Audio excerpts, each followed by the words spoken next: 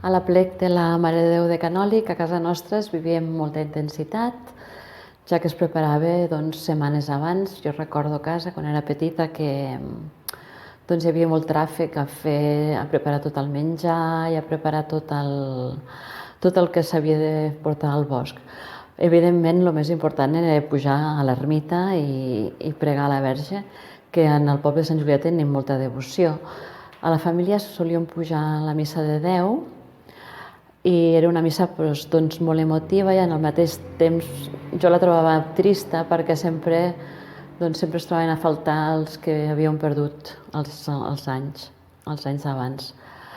Què puc dir més? Que anàvem a dinar al bosc i després baixàvem a l'ermita, ens trobàvem tots a l'ermita i resàvem el rosari i després cantàvem els gojos. Com a petita anècdota que recordo, que jo era molt petita, jo havia sentit que volien robar la imatge de la Mare de Déu de Canòlic i que mossèn Jaume se'n van cuidar personalment de baixar-la aquí a Sant Julià i de pujar la rèplica a dalt a l'ermita. I els lladres es van emportar una còpia d'aquesta.